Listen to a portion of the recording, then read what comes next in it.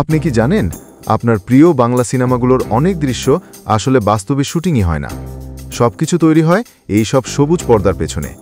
হ্যাঁ, আপনি ঠিক শুনেছেন। আজকে আমরা দেখব কিভাবে বাংলা সিনেমা আমাদের বোকা বানায়। বাংলা সিনেমার অনেক বড় বড় অ্যাকশন সিন, গানের দৃশ্য কিংবা বিল্ডিং ব্লাস্ট সবই হয় একটা ছোট স্টুডিওর ভেতরে সবুজ পর্দার সামনে। তারপর গ্রাফিক্স দিয়ে যুক্ত করা হয় ব্যাকগ্রাউন্ড, বিস্ফোরণ, গাড়ির ধোঁয়া সবই।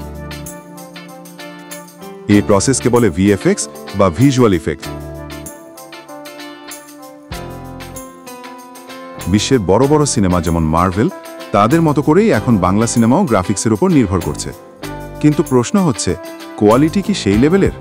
অনেক সময় এসব সিনেমায় এমন সব গ্রাফিক্স ব্যবহার করা হয় যা দেখতে কার্টুনের মতো। চরিত্রগুলো হাঁটে, লাফায় বা লড়াই করে, কিন্তু আশেপাশের পরিবেশ ঠিকমতো রেন্ডারই হয় না। ফলে দর্শকরা বুঝে ফেলেন সবই নকল। এইরকম ভুলভাল কাজের কারণে অনেক সিনেমা হয়ে যায় ভাইরাল, ট্রোল হিসেবে। অনেকে মনে করেন এসব ভিজুয়াল এফেক্ট ব্যবহার করে সিনেমা বানানো মানে দর্শকদের ঠকানো। কিন্তু আদতে কি তাই, নাকি এটি প্রযুক্তির ব্যবহার মাত্র? ব্যাপারটা নির্ভর করে সিনেমার নির্মাণ শৈলীর ওপর। আমরা চাই যেন প্রযুক্তি ব্যবহার হয়, কিন্তু সেটার মানও যেন আন্তর্জাতিক হয়। হলিউড বা দক্ষিণ ভারতের সিনেমাগুলোতে যখন আমরা ভিজুয়াল ইফেক্ট দেখি, সেখানে বাস্তবতা আর কল্পনার সীমা ঘুচে যায়। কিন্তু আমাদের দেশে এখনও অনেক পাড়ি দিতে হবে।